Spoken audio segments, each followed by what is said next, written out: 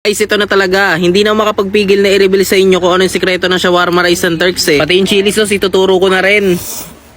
So ayun na nga, meron akong red and white onion dito. Bali tinanggal ko nga lang pala yung gitna niyan, tapos ginahit ko lang sa maninipis sa peraso. Tapos yung pipino, tinanggal ko nga lang pala yung buto, tapos ginahit ko lang din sa maninipis sa peraso. Yung kamatis, bali hindi ko nga pala isasama yung mga buto nito guys. Tapos hiniwa ko lang sa pinakamaninipis sa kaya ko. Tapos ayun yung bawang, tinanggal ko lang yung matigas sa part, tapos minins ko lang. So ay proceed na nga pala tayo sa white sauce natin. Bali naglagay lang ako ng mayonnaise, suka, paminta, tsaka honey guys. Pag walang honey, pwede namang asukal. Tapos ilagay ko na nga rin pala yung bawang guys, tapos konting tubig at hinalo-halo ko lang. Strain ko nga rin pala yan para matanggal natin yung mga bobo-bong bawang guys. Tapos yan, bali piniga ko rin yung bawang para talaga lumasa sa white sauce natin. Ganito nga lang pala kadaling gumawa ng chili sauce guys. Bali nilagyan ko nga lang pala ng sriracha tong white sauce na ginawa natin kanina. Wala kayo sriracha, pwede naman chili powder or chili flakes, pero parehas naman ako meron yan kaya nilagay ko na lahat. At ayun, all good sa yung chili sauce natin. Tapos ayan, nagsalang na ako ng pan. Nung kumulo na yung tubig, ibablanch ko nga pala tong ground beef na nabili natin guys. Ganito nga pala yung purpose niya, para magbuo-buo yung karne. Tapos sa same pan naglagay na nga pala ako ng mantika para magisa na tong bawang guys. Tapos ilagay ko na nga rin pala tong ground beef na blinanch natin kanina, tapos hinalo-halo ko na. Ganito nga pala ako gumawa ng java rice. Bali naglagay lang ako ng plain rice dito sa may pan, tapos naglagay ako ng mantika. Tapos maglalagay nga rin pala ako ng isa sa ng inina lang, turmeric powder. Joke lang, konting turmeric powder lang yan, tapos hinalo-halo ko lang hanggang sa kumulay na. Nung natusta na yung ground beef natin, titimpla ko na nga pala to ng toyo guys. Mga 4 kutsarang toyo yan guys. Tapos naglagay na nga rin pala ako ng konting oyster sauce at saka honey. Tapos naglagay na nga rin pala ako ng konting paminta at saka sinaligal. Galing itibak yan. Tapos hinalo-halo ko nga pala ng maigi para magpantay yung lasa. At ilang minuto lang, all good sa shawarma meat natin. Grabe, napaka-solid niyan. Yung java rice, hinalo-halo ko nga pala to na maigi para maging dilaw talaga katulad nito. Ayun, tignan mo pa lang yung kulay ng kanin, talagang gayang-gaya na. Tapos ilagay ko na yung sibuyas, pipino, tsaka kamatis. So sinalo-halo ko na. Tignan mo naman yung shawarma rice ko. Ito na talaga yon. Ito na talaga yung shawarma rice ng Turk. Pwede nyo nga rin palang gayahin yung recipe ko para makapag-start na kayo na negosyo. Akalain mo yung ganun lang pala kadaling gawin yung shawarma rice ng Turks. Grabe, talagang hindi ka mabibitin dito. Ayun, tignan mo naman, talaga naman. Gusto natin papapanood ng alas 12, gugutumin ka talaga. So guys, ito na nga pala yung ginawa natin na shawarma rice. Ayun,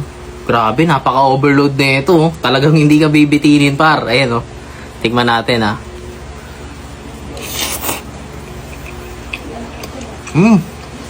Parang Turks par. Sarap.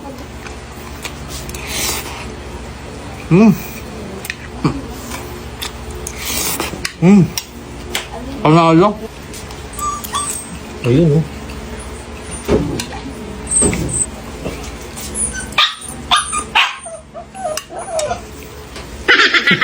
Joins. Yun.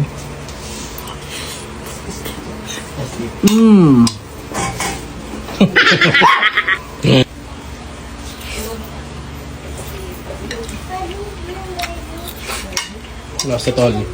Panalo tol. Yun